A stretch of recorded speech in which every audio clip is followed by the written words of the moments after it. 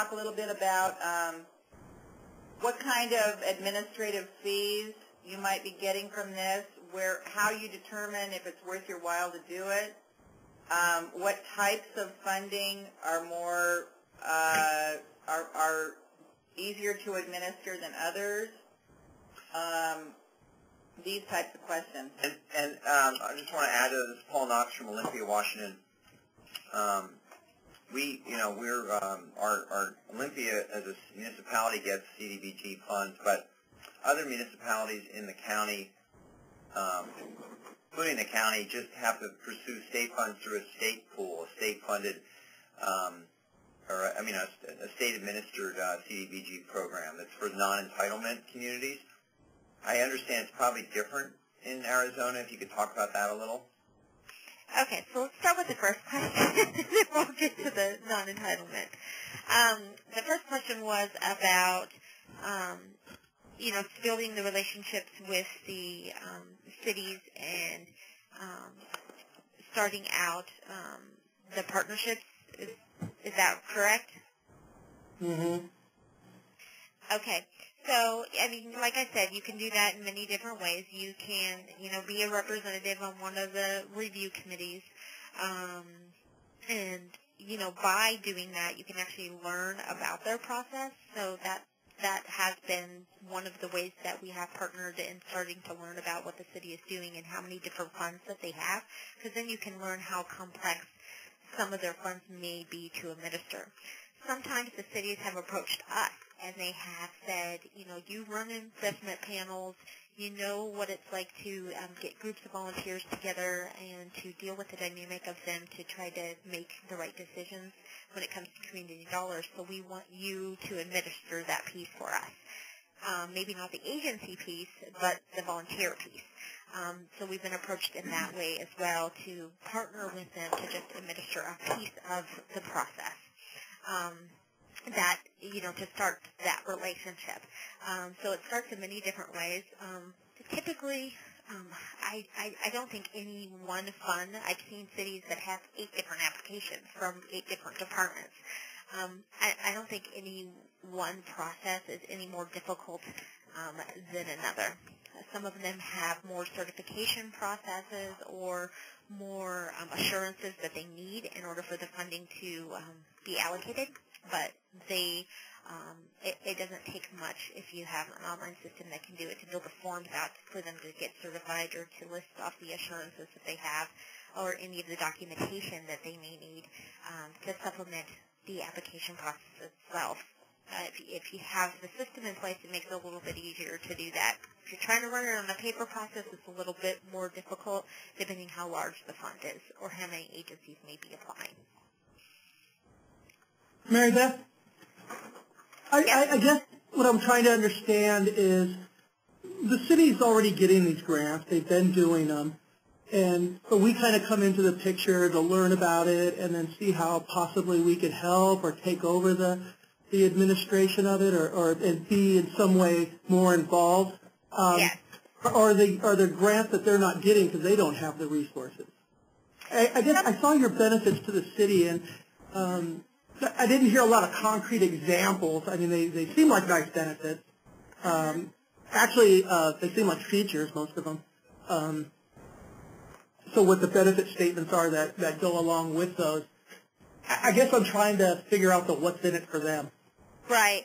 Well, like I said, they've been able to eliminate some staff FTEs or reallocate staff FTEs to other processes or other things that they may be involved in, because it takes if they go from a paper process to an online process, and if they have value the Sun United Way's input and best practices involved in what they're doing, it takes them less time to try to figure it out. So we've been helpful in that way. We've been helpful in other ways, too, because when you first start working with the city, they don't want to change anything. They don't want to change the way that they've done things. It's how they've always done things. And it seems to be okay. It doesn't necessarily get what they want. Their commission members or their review members still are not getting the data that they need. So it's being able to help them along in that way, because we're involved in most cases on the agency side and on their review side.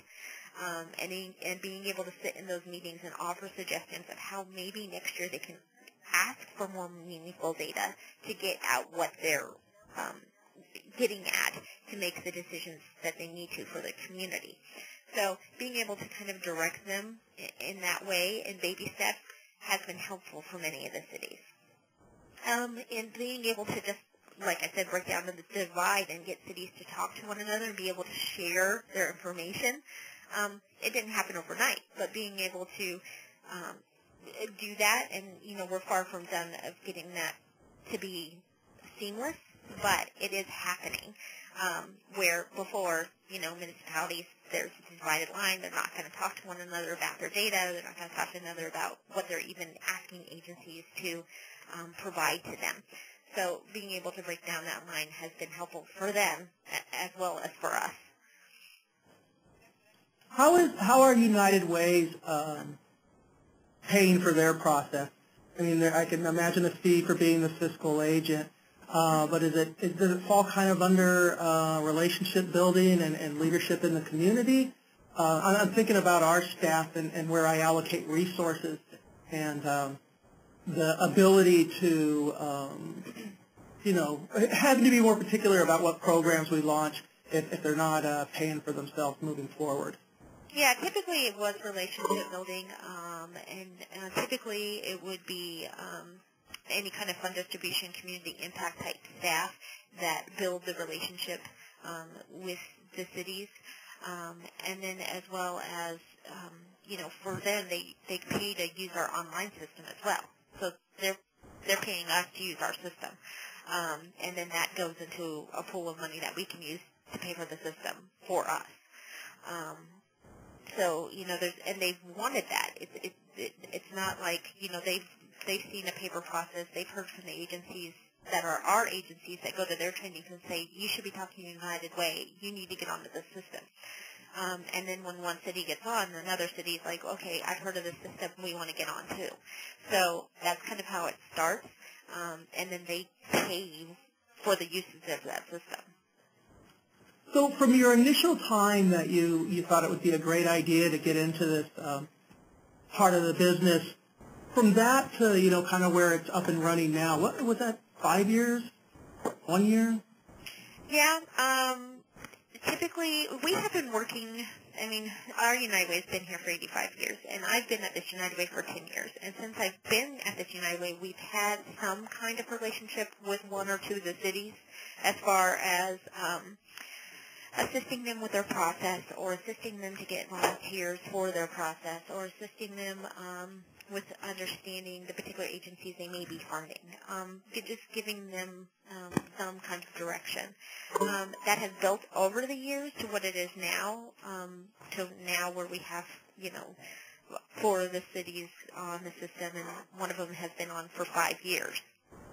But it's been a process, typically not adding them all at once, adding one city at a time.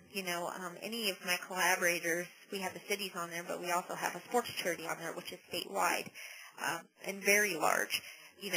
Getting a couple of cities on there first, and then getting the sports charity on there, and then getting the cable company that runs their own investment process on there, and then getting a collaboration of many different foundations, the community foundation and other foundations in the community that have a basic needs fund on the system, and being able to train their agencies on the system and being able to help them understand data collection. But it's a